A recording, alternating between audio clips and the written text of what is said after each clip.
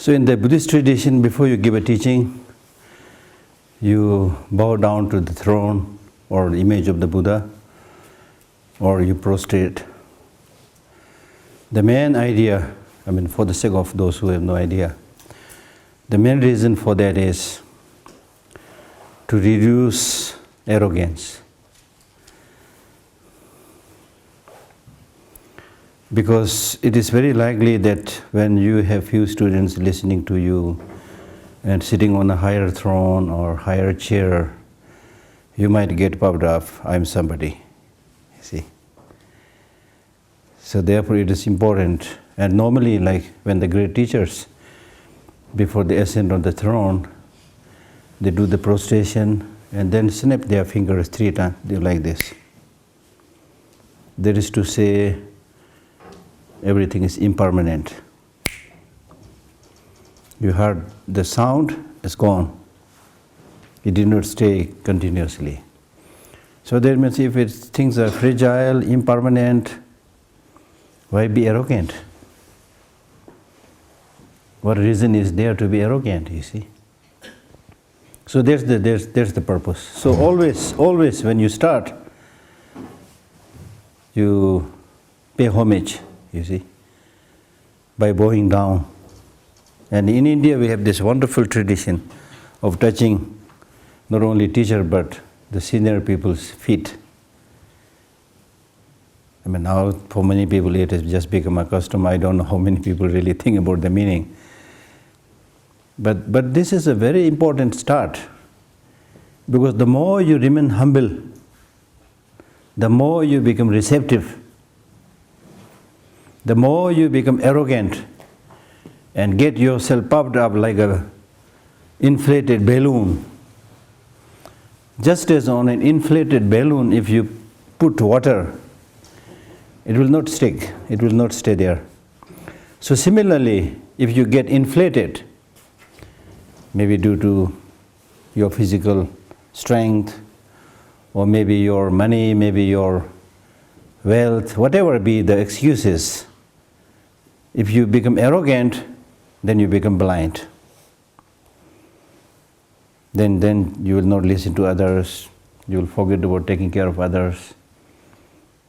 As in English also we have a saying, pride goeth before a fall, see. So that pride goes away only when you fall, when you trip. So until to that extent you think you are somebody, you see, but it's going to fall very soon.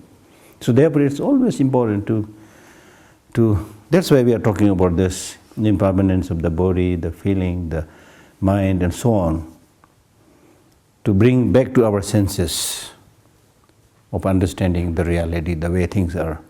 The more we understand the reality, the things are, the more we are able to see that there is really no ground, no basis to get puffed up, to get arrogant. Not only there is no basis, but if you develop these negative emotions like pride, arrogance, it will gradually lead to your downfall. And that is what we see in the case of many world leaders. As and when they get elected, don't think I'm thinking somebody, okay? As and when they get elected, they get so puffed up, so arrogant, then they think they can do everything. No, you can't do everything. The silent majority of the people are also not completely dumb, they are not completely stupid. They also have some understanding of what it means to be a human being, what it is good for them, for other people. They have some idea, you see. Take the example of Mao Zedong, you know. He was an ordinary peasant in the beginning. But as and when he got the power, he got completely drunk by that power. And then he became insane. Take the example of Hitler. So many of these corrupt people, you know, they get, at the end of the day, they got completely insane. Hitler had to always keep a gun with him and always thought that I have to kill myself, that day will come. And it came. He shot himself and died. Mao Zedong could not trust anybody. Wherever he goes, he used to take his bed, you know, and other things. It is said that he keeps on changing the room all the time. So that's what we are talking about, in a realistic sense. We are not talking about just, oh, you can meditate, close your eye, you'll become Buddha. All this is possible, but we are not talking about like fantasies, We are not trying to create illusion. And that's also very important to understand, because many who are not, either have no time or no interest, then they make a hasty conclusion, thinking, oh, what is the use of these spiritual practices? All we need is money to make the life run immediately. And that's why Karl Marx made that famous statement, religion is opium. He had to make that statement, religion is opium, because in that Prussian, place, which was a Christian community at that time, and it's to some extent true today also. The top religious leaders and the political leaders, they are in league. They lead a very luxurious life. They support each other because the political leader has to get the power from the religious leader because he has a wide following. Similarly, the case with the other also. So they are always in league, and they make the poor people work. And especially some stupid religious teachers, they don't have that sense of responsibility and compassion for others. They would say, oh, you work very hard, you go, you do a lot of hardship, and then your negative karma will be purified and go to heaven. And they themselves wallowing in luxury. If hardship is only way to heaven, then why don't they work? It's as simple as that. So that's why Karl Marx made this statement, religion's opium, because when you take opium, it doesn't solve any problem, but it will create that fantasy that everything is okay, you see. You become high, if you take LSD or all those kind of intoxicant things. I know one Tibetan monk, very senior monk. He's a very funny monk. He's not a drug addict, but he sometimes does some strange experiment. So he told me once he did an experiment with one of these drugs. Then said the effect is so interesting that at one point he thought that maybe realization of emptiness is something like this. Everything becomes like almost essenceless, You can basically touch everything, everything is soft, that kind of feeling. So that creates only, if anybody has experience, you have the opportunity to explain this much better than what I'm trying to explain. I'm only, sharing what I've heard. You see. So that creates only illusion, fantasy, thinking that your problem is solved. But the problem is, of course, far from being solved. So at least in Buddhism, I can safely say this is not the case. Buddhism is training of the mind. Use your common sense, use logic, use reason. And that's why the Buddha repeatedly said that don't listen to me because I'm your teacher, but judge my words. And if you think this is relevant, useful in your life, then follow it. If not, don't. So this is for us serious practitioners, it's really, really important to spend time and read and see how much benefit we are getting for oneself, for others, at least for this life. And then in Buddhism, we of course say it's not for one life, it's for many lives. In Buddhism, we don't make 5-year plan, but we make several eons plan. So there's a big picture. The possibility is there, you see. So all this will become clear if you study and reflect and think. Then you will see that the cure, honestly speaking, the cure for all illnesses, physical illness, mental illness, is really there in the teaching.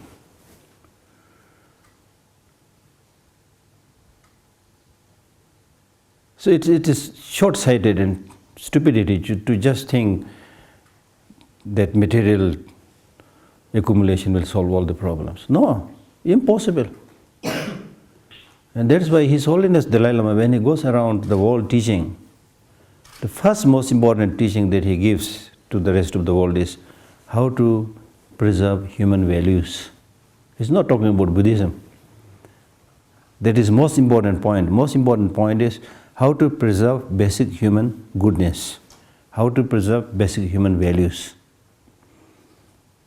And now he is working all the more and promoting secular ethics education.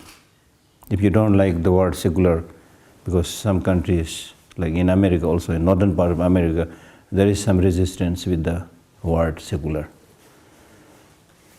So if you don't want to use that word secular, in India, the constitution itself says secular constitution. It's not against any religion, it's not debasing any religion, but all are treated equal. Okay? So secular basically means not religious, not necessarily religious. So His Holiness very strongly feels the promotion of that basic universal human values, not based on any religion. There are many reasons. One, we are born with the need to have these human values, but not born with a religion. Two, in order to promote these human values, if you are to use religion, then which religion? Again, there will be fighting. Everybody will say, my religion is best.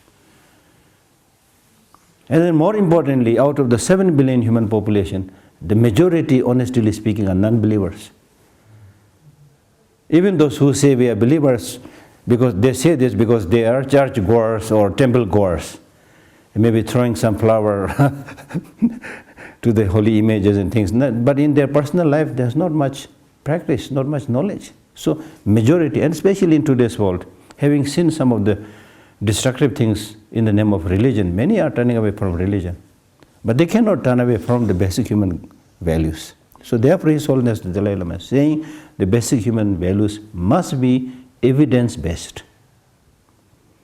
It should be based on common sense, common experience, scientific findings. Something that we all can relate to. It's a really wonderful idea.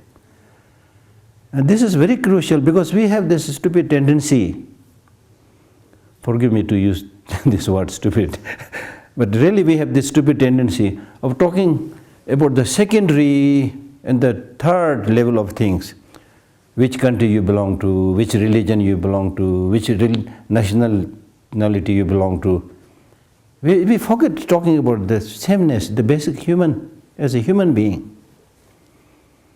We're talking about the second, third level. The most important thing that we should be talking about is not asking about religion, things like that, but basically, as His Holiness always says, basically there is no need to introduce each other because I know you are a human being, I am a human being, we have the same feeling, you see. But human beings, our mind is so small. See, we always want to classify something, designate something, confine something, make the borders, boundaries, build the walls. Only few people talk about building the bridges. Now some people talking about building more walls. Bridges. So in Buddhism we are talking about building bridges. Because that's the reality. The reality is interconnected reality, undeniable interconnected reality.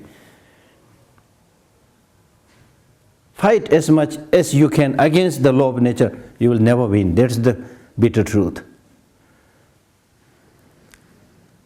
All conditioned things are impermanent, but we should all unanimously agree, say, all conditioned, there's no conditioned thing, everything's impermanent, permanent, but you will die, showing that you are impermanent. Trees will fall, houses will collapse. On a daily, regular basis we see it, you see, the change. So nobody can control those forces. So it's therefore I'm saying that it's important to accept the law of nature. The law of nature is impermanent, is there, suffering is there, interconnected is there. Accept that. The advantage of accepting that is, one, you will all feel then connected to each other. Right? Two, there is then much more better chance of developing all the fine human qualities by working together, by sharing, loving, caring, working together. We can really make a miracle, produce a real heaven on this earth. I'm not just saying, this is my fundamental belief based on Buddhist teachings. It's possible. Once I was, when I was working in Tibet House in New Delhi,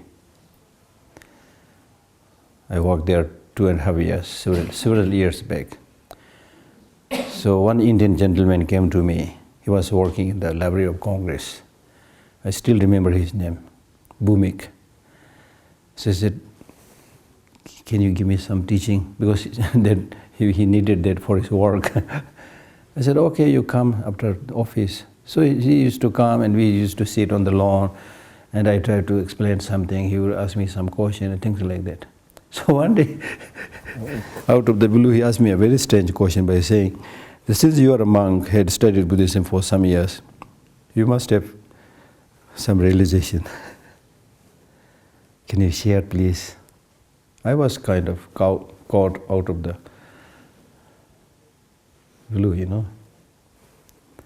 So I thought, I have no realization at all. But sometimes my mind is quick, you know. She said, yes, when you ask what is your realization, if you are asking whether I can fly or things like that, I have none. But on another stance I have. For example, I don't intentionally kill or steal. That is a realization. And as I said yesterday, imagine, for me it may not killing or not stealing may be not so significant, but imagine if in this whole world nobody steals, how peaceful the world will be then. So it is in this way you can see the impact of doing even a small good thing, you see. The impact is tremendous. Like if you have a peaceful neighbor who doesn't steal, who doesn't lie, you feel like safe. Contrarily, if you have a neighbor who you can't trust, you know, or maybe when I'm gone he might break my door and things like that. I mean, imagine. And that is there in today's world, you see. So therefore, even if you're not able to bring about great global transformation by one individual, but your personal transformation, your change of behavior is going to make a huge influence to whoever you come into contact. You're going to make the life of that person. And in my case also, I must share what I actually have seen or experienced. Of course, I've studied Buddhism a little bit, that's why I'm sharing, but otherwise I'm nobody, nothing. I have no experience, no realization, nothing. But because sincerely teaching the subjects that I've learned, the only good thing that I have is, I'm doing this not for money. That's 100% sure. And I have a very strong wish that they will get some benefit. That is there. So because of this, I have a number of people who told me several times that they have attended my teaching and their life completely transformed. You see, not because I have a magic wand or I'm special, I have a power to bless, not like that. Because some of these Buddhist teachings, they are so powerful, you know. When some of these teachings goes to the mind of intelligent person, it immediately clicks the mind of that person. Wow, I need to proceed from there, you see. You see? Your whole life completely undergoes that change, that transformation. And that is possible. That's why we are having this class. Right? In one of the Buddhist teaching, I think Aryadeva's 400 verses, he says, that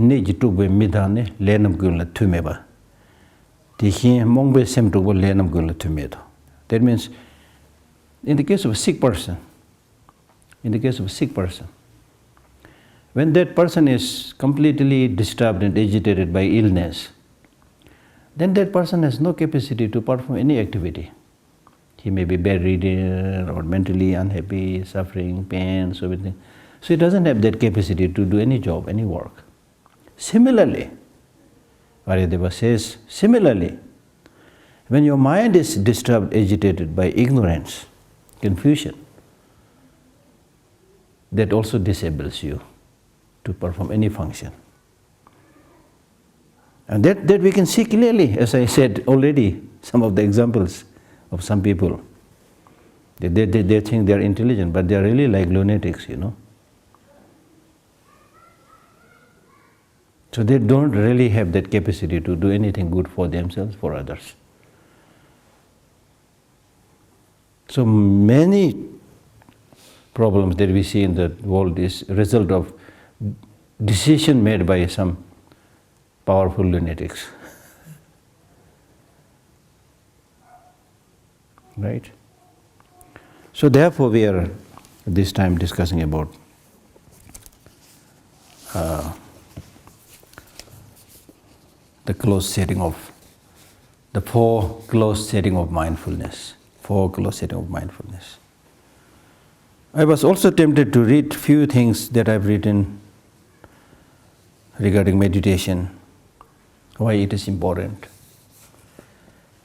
More and more people are seeking solutions for the stressful, time-urgent, overstimulated lives we lead.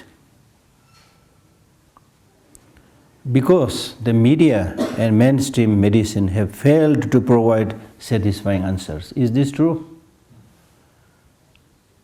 Yes, medicine really has brought great many benefits.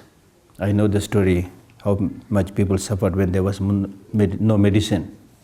But today, too much medicine. For business, I don't know how many of these medicines are really reliable.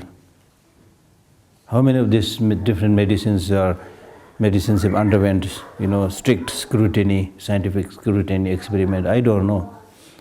But you get all these countless labels and bottles saying this is good for your eye, vitamin B, C, D, E, F, G, H, up to Z maybe. And then people believe this is good for liver, good for eye. So you have to have everything, So in the West, more developed countries, you see people popping up handful of tablets.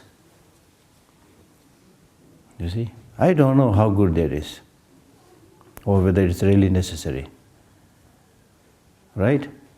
So anyway, they are not able to get a real solution or answer from that.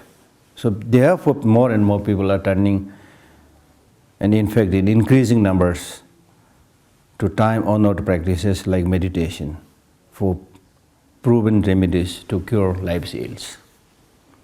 Now when we say meditation, don't think meditation is religious or sacred. Don't think meditation belongs only to Buddhism.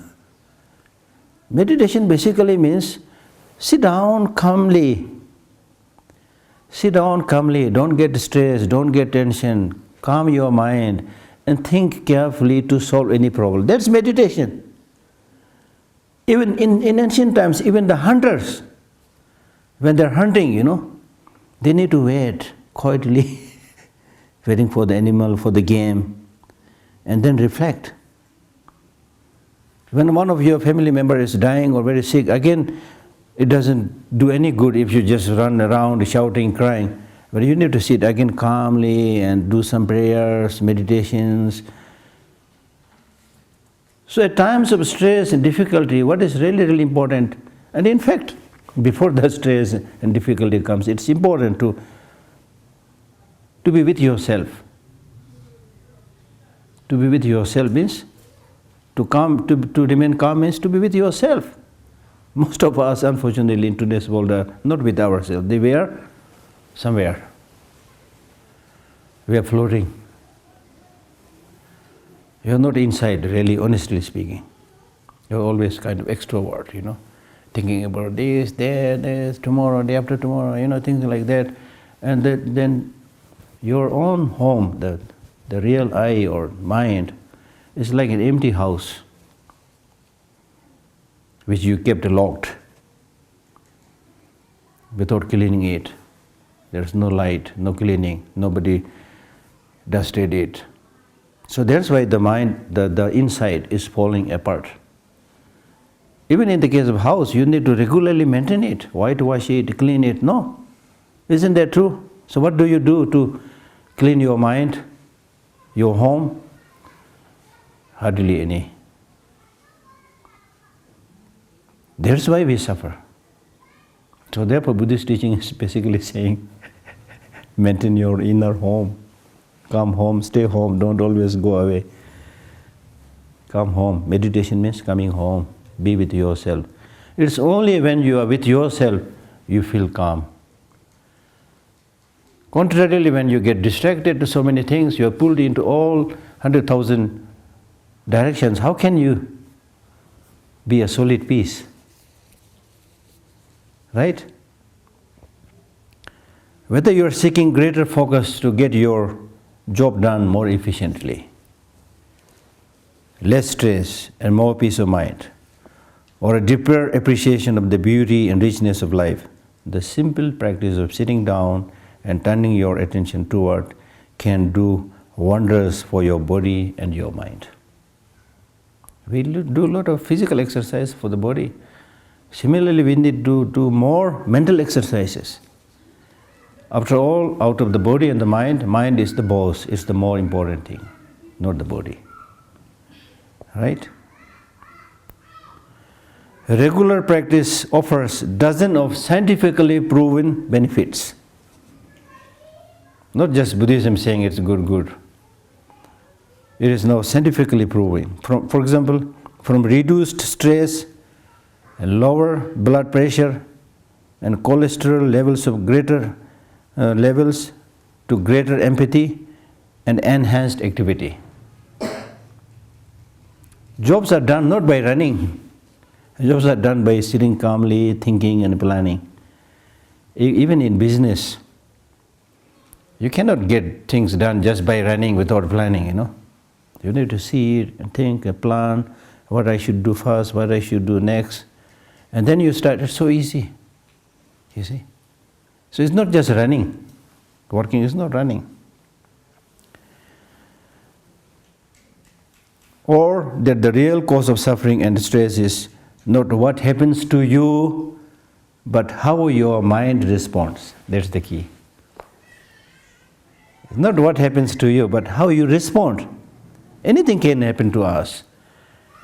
There may be earthquake, there may be famine, there may be fighting. So many things can happen to us. We cannot stop that. As I said, if you want to get happiness, then happiness has to be cultivated within oneself. And don't expect happiness will come from the changing situations and events. Changing situations and events are not under your control. But what you can do is how you would respond to those changing situations and events. If you don't carry it away by the changing situations and events, then you are a good meditator. Then you will be calm and peaceful. So therefore the Buddha in one of his Mahayana Sutra clearly says, don't let your mind become like a feather, bird's feather or a cotton. In the case of a feather or a cotton, with slight blow of wind, it is tossed around. So if your mind also acts like that small piece of cotton, how can you get peace and happiness? You'll be tossed all around by the fluctuations of the surroundings and people you meet,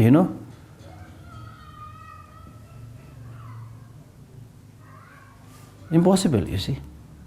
So therefore, how you respond to the changing situations and events, that is the test of the practice.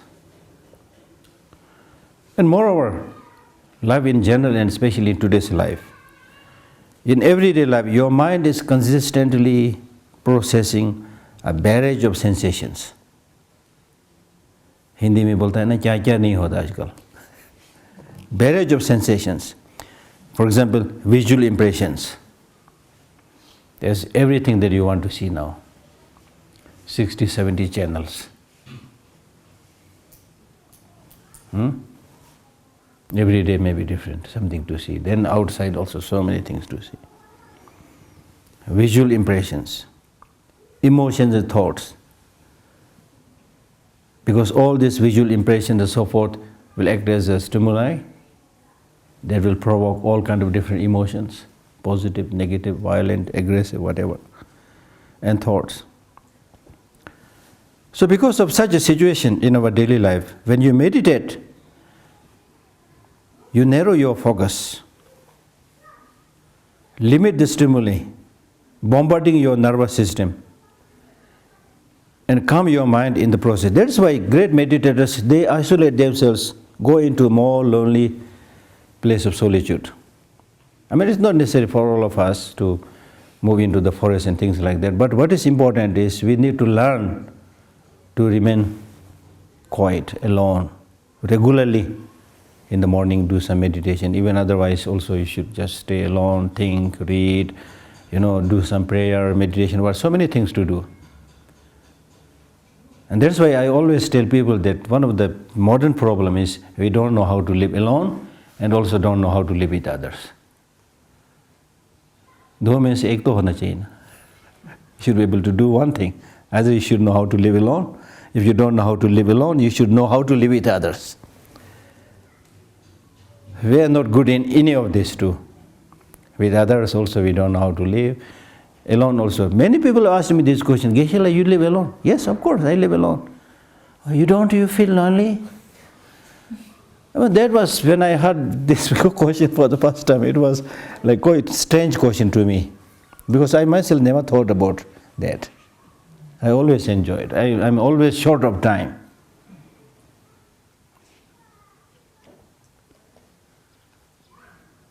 So loneliness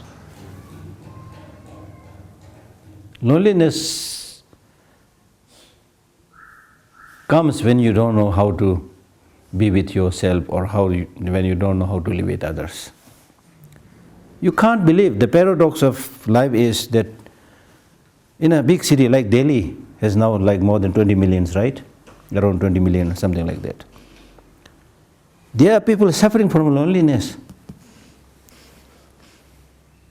Somebody living in a population of 20 million suffering from loneliness. So loneliness is not physical isolation, it's mental isolation. Whereas the meditators, like some of the Tibetan meditators, they spend their whole life at the top of the mountain. Physically, they're isolated, but they don't feel lonely because their mind is connected to the rest of sentient beings. Every day they pray for the benefit of sentient beings and so forth.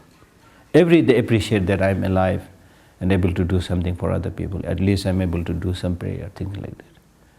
So they're filled with that happiness every day. Where those people who live with the big population and all running after this, running after that, not satisfied with this, neither satisfied with this, always hungry, never contented. So that's the problem, you see. So chasing the sensual objects, material objects, and expecting that all your happiness and peace will come from there is misplaced trust. Misplaced trust. So therefore it is important to learn to live in solitude alone. And in terms of actual meditation, now there are so many methods. You can do that by repetition of meaningful word or phrase, known as mantras, or mindful awareness of the present moment, or following your breath, or paying attention to the flow of sensations in your body. There are countless objects of meditation. The object can be anything, right? So there's one thing that I wanted to read. Then another thing, as I already mentioned earlier, that we all want happiness. In order to get the happiness, we need to change. Not only we as individuals have to change, but the society has to change for the good. That's for sure. That's for sure. The world has to change. Now, how to change? There are two opinions. One is the change has to come through a drastic change, through revolution. And many thinkers, political leaders, they thought about it and also brought about those revolutions under a lot of bloodshed. Russian Revolution, French Revolution, so many revolutions. But where are we today? Because those kind of revolutions were not revolution based on people's acceptance and understanding. They were forced revolutions. So the real revolution has to come, even though it's going to take time, but the real revolution has to come from the individual members of the society. Because it is through that way that we can hope to have real revolution or real change in the world. So it is wrong to think that I'm just one simple individual, I can, because normally in the West they put this example that as an individual you're just like a cog in the wheel, when the giant wheel moves, the cog has to move. And some people actually told me this example. Then I started thinking, if the cog in the wheel don't cooperate, probably the giant wheel will stop moving. Sometimes even a small, part of that wheel stops, then the wheel cannot move. And the English word individual comes from indivisible. Basically means indivisible from the world. So since you are an indivisible part of the world, we can play a big role. Okay? So change, whether we like it or not, has to come from the individual. That's one thing that I wanted to mention.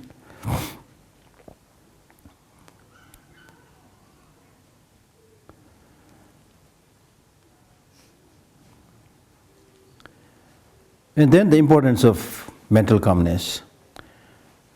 Western scientists have found that 80% of our illness, such as rash, diabetes, backache, and heart attacks, are due largely to defilements caused in the mind. See? It's not just Buddhism saying. It's now scientifically proved. So still if you say, I don't care, then you're really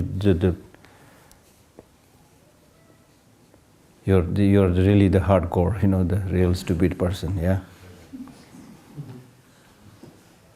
Psychiatrists have found that though there is a temporary relief to these illnesses through medicine,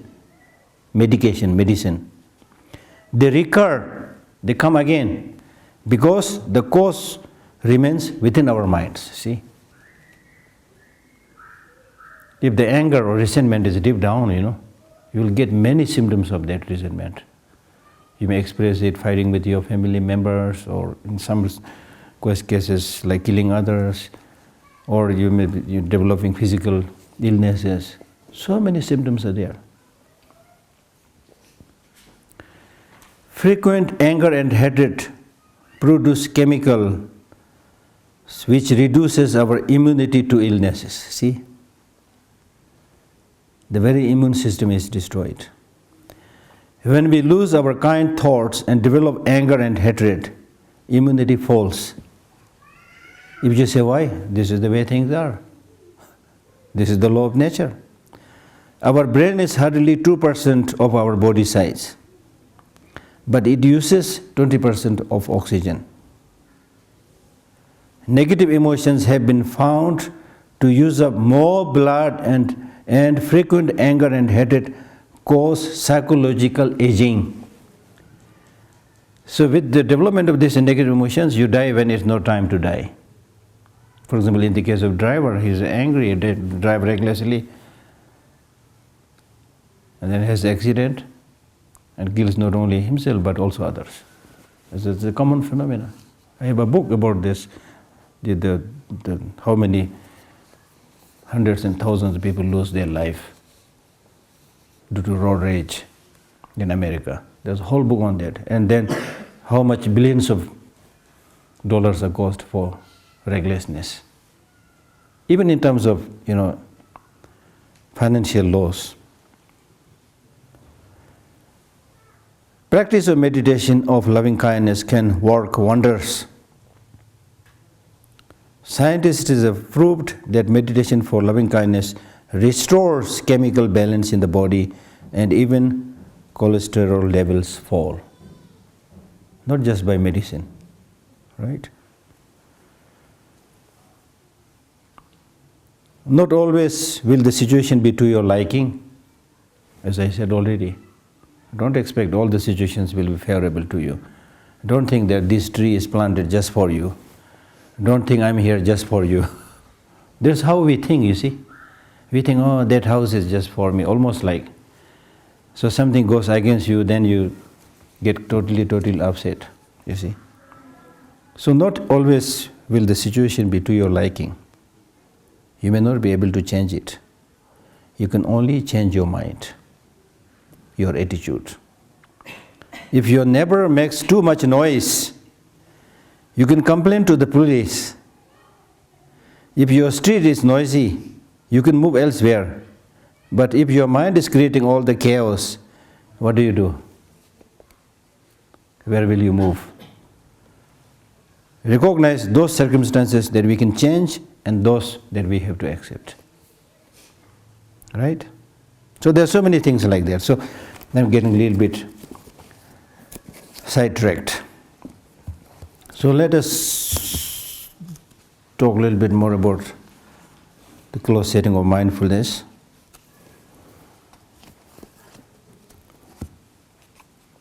If you want to read, because this time I could not distribute the text, there are so many texts which talks about this mindfulness. But most of us are familiar with the Shantideva's Bodhisattva way of life. So if you read that, it is in the wisdom chapter. Wisdom chapter. Okay? So I'll just quickly read it and you will be able to understand it. So first let me read something else actually.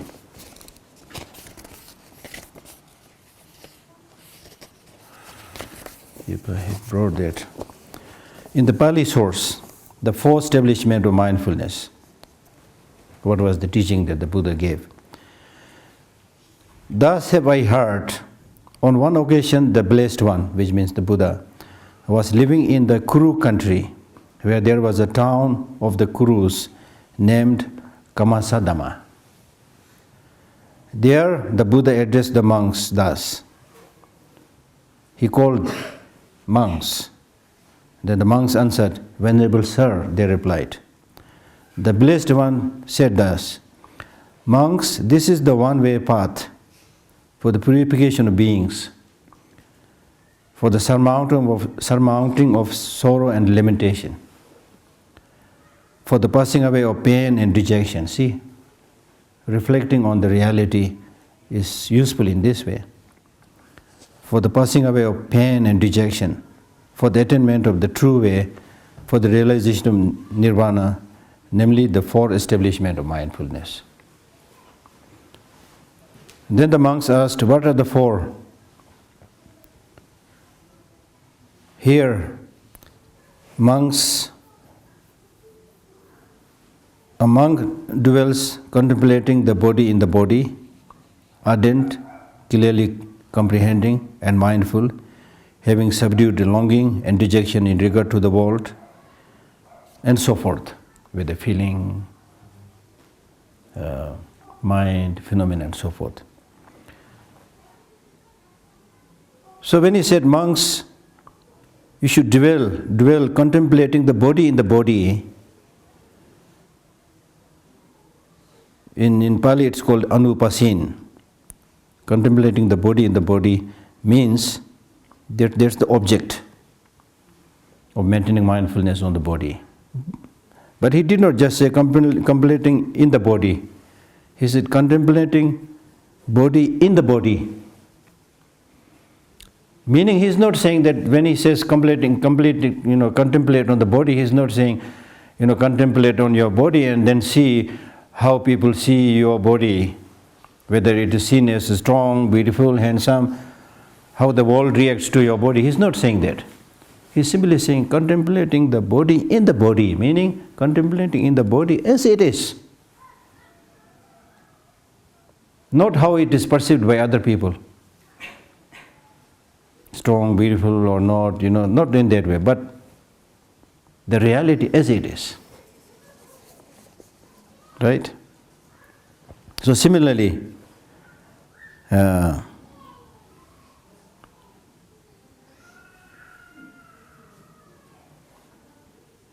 having subdued the longing, he said, contemplating the body in the body, ardent, atapi, in Pali it's called atapi. That means, ardent means contemplating in the body. Ardent means making effort. Clearly, it's called sampajano, clearly. Clearly, sometimes it has been translated also being alert. That means you should be really present there. One of the most important features of this mindfulness practice is that you should be always present where you are. As I said already, normally we are not present. The house is empty. You are eating, but you are not tasting. You are thinking something else. Right now, even here, right now you are sitting, but your mind may be shopping in New York. I mean, everything is possible. The mind is so, how should I say, the mind is so, it's like lightning. It's very difficult to handle the mind. It's going everywhere. So that's another reason that it needs training. Otherwise, it's just like a small naughty child, which is so difficult for the parents to control. It may be trying to jump from the window or whatever,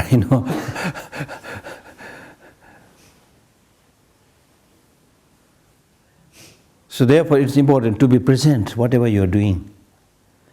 And not just physical presence, but mental presence. If your mental presence is there through mindfulness, then you will enjoy life. We don't enjoy life because whatever you are presented right now, you are not enjoying that. You are thinking about tomorrow. Or in many cases, thinking about what has happened in the past. So therefore, in this practice, it's saying don't sacrifice the present for the past and for the future. But enjoy the past. Future is yet to come. Nobody has seen it. You can make certain plans, but it's stupid to waste your time thinking about past, future. You have no idea what will happen, whether there is tomorrow or not. Nobody knows. Today may be the last day. Who knows? Really, honestly speaking. And the past is gone. However beautiful it is, it's gone. However horrible it was, it is gone. There's no point, thinking too much about it, except probably learning some lessons. Not so much. So live in the present. And that's why Arya Deva in his 400 verses, he says, Sulang somba shechawa simji kichik lehi mes. Kivu tingi mere watena dangni sheba goyon sedwa. Whoever you are, he says. When you talk about being alive, it's just one moment. Sulang somba shechawas. Sombo sedi. The so-called being alive. Simji kichik lehi mes. It's just one moment of the mind. So being alive is not like living 100 years. Being alive is not necessarily like living 20 years or 30 years. It's not necessary that you have to make a sum total, counting of all this 20, 30 years that you live. Living means living now. One moment. If you miss this one moment, you could not live. It is as serious as it is. That's why there is importance to be in the present, so that you are living. So sometimes we jokingly say, "Hello, are you there?" Yeah, really, this is a good call. Hello, are you there? We are not there, yeah. We are not there. Yes, body is there, but mind is not there.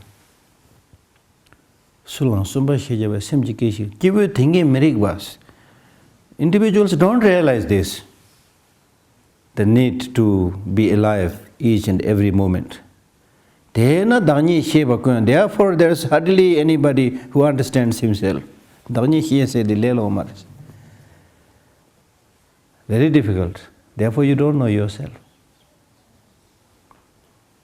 So these are like wisdom teachings of great sages who just spent not one day or few months and things like this, spent from Buddhist viewpoint several lives contemplating on this secret meaning of life or everything. And therefore again the Master Shantideva says,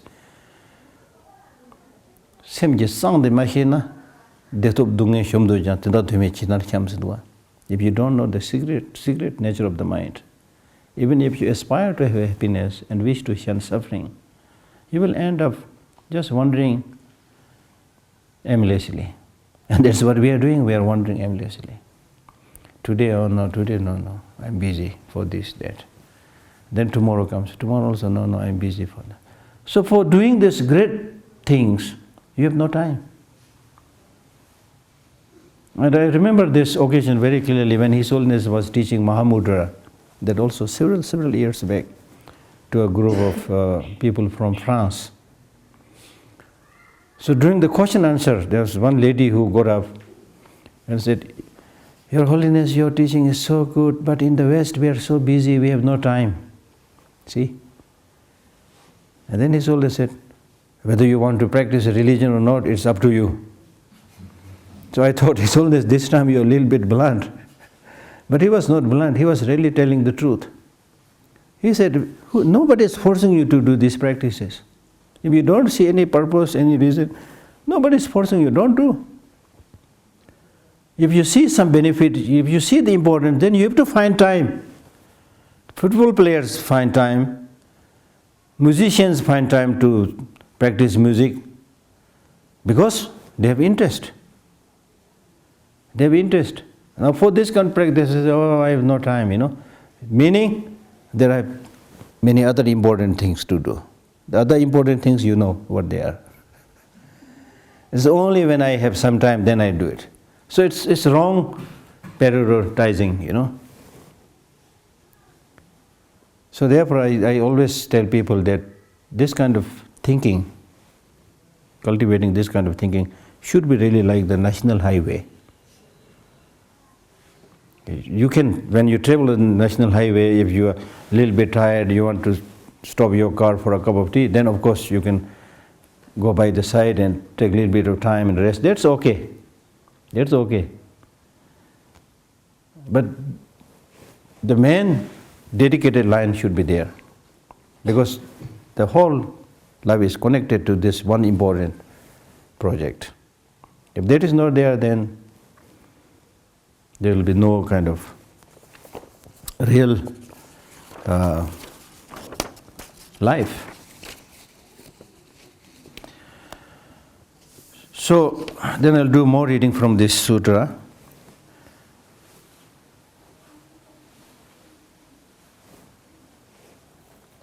Contemplation of the body. Now before you do these practices, the text suggests that first you should do mindfulness of breathing. And how does a monk develop contemplating the body in the body? Here a monk, now in this case he was giving teaching to the monks. So here a monk gone to the forest, place of solitude, where there's less disturbance. So normally when somebody wants to do meditation, then they choose place of solitude. So there are certain necessary conditions. But even if you go to the forest, then the text clearly says it should be a forest where it is calm and nobody disturbing, but at the same time be careful if it is not full of wild animals, So all these practical things you need to consider. And also place of isolation doesn't mean that you move so high into the mountain that you have difficulty getting your food. Go 2 days up to the mountain, 3 days coming down, no use, wasting time. Right? And then also the place where you meditate should be closer to some other good spiritual meditators and practitioners. Because if you find some difficulty, if you have some questions, then there should be some teacher to whom you can go. So all these practical things. So place of isolation doesn't mean that you completely isolate yourself from food, from spiritual friends and so forth. So you choose that to the foot of a tree or to an empty heart, sits down, having folded his legs crosswise. Now legs, there are different physical postures are being told, but the most important thing is the meditation is done by the mind. Straighten his body. Straighten his body also doesn't mean that you become rigid. The purpose of maintaining physical posture is so that there is easy flow of energy, wind. Because when there is proper flow of energy, the mind which is riding on the energy also will be clear. So it's better you can study like this than reclining. You can do it through reclining or even sleeping also, but that's not easy. Okay? Sits down, having folded his legs crosswise, straightened his body, and established mindfulness in front of him. Just mindful. Now mindfulness means here in this case the object of mindfulness practice is breath. Just mindful, he breathes in. Mindful, he breathes out. Normally, automatic. We are not cognizant of what is going out, what is coming in. Breathing in and out is automatic, right? So sometimes even when we have a problem, we don't notice it, you see. Right? So just mindful, he breathes in. So let your mind ride on the breath. Mindly imagine the mind somewhere on the tip of the nostril, from where the breath goes out, almost riding on it, and don't think anything else. Just watch the breath. This is a very easy beginning meditation, because breath is something that is there with all of us. So that's why this is recommended as a kind of precursor to meditation. And another reason of suggesting to do the meditation in the start, watching the breath, is because if you watch on the breath, gently going out and gently coming in, that will settle you down, that will settle your mind. Only when your mind is settled, then you can do other kinds of meditation. Like for example, when you are angry and fighting, you can't meditate because your mind is not settled. Right? And that's why in Buddhism we talk about the three trainings: morality, concentration, wisdom. Three most important practices, trainings. And out of these three, the first is morality. Morality is said to be the ground for the calm abiding meditation. Because morality means basically not harming others, helping others, collecting virtuous practices. If you are somebody who is not harming others, helping others, doing good things, your mind will be calm. A very clever teaching, you see. Your mind will be calm. If your mind is calm, then you can meditate. Then you can develop wisdom. Therefore, morality is said to be like the ground where all the animate and inanimate objects move. In Hindi it is called shil. Shil. Shil is something like shitalta. Shil. Because when you practice these ethical disciplines and morality, you will not be scorched by the heat of anger and other negative emotions. The mind will remain calm and cool. If the mind is calm and cool, then you can do miracles. If your mind is disturbed, as I already said, that when your mind is disturbed, agitated by ignorance, then you don't have the capacity to do anything. अरे क्या करूं मैं, इतना गुस्सा था, कुछ भी नहीं किया मैंने. That's what we say in Hindi, you know. We're very fond of speaking in Hindi. Right? So,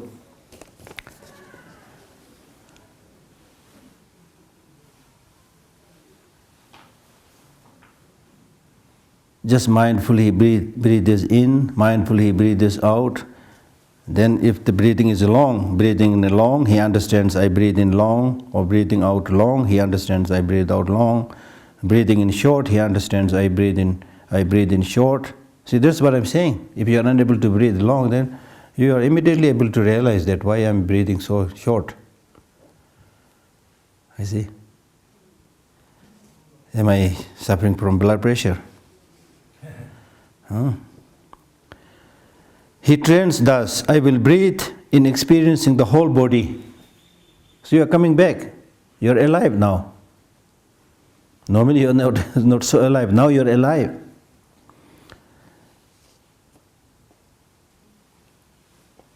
I will breathe out experiencing the whole body. He trains thus, I will breathe in tranquilizing the bodily formation. He trains thus, I will breathe out tranquilizing the bodily formation.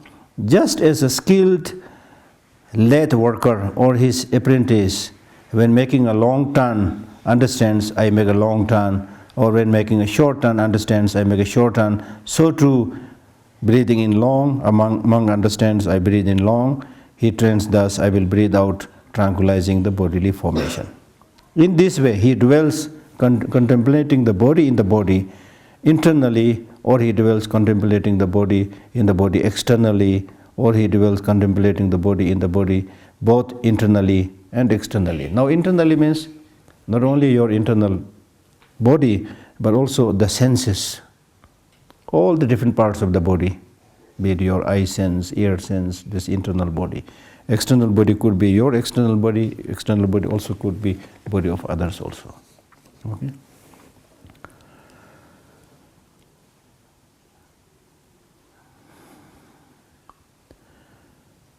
In this way, he dwells contemplating the body in the body internally, or he dwells contemplating the body in the body externally, or he dwells contemplating the body in the body both internally and externally. Or else he dwells contemplating the body, its nature of arising, or he dwells contemplating in the body, its nature of vanishing. For example, you can also imagine your body arising means like almost like taking birth, vanishing means dying. Okay?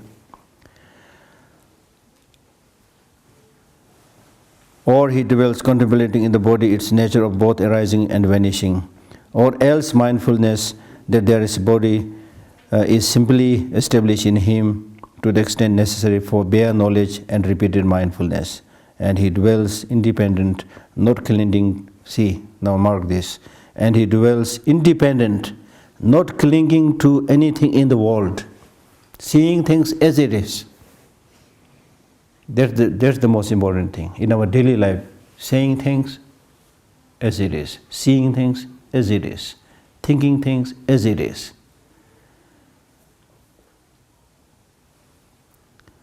That is how a monk dwells contemplating the body in the body. The 4 postures.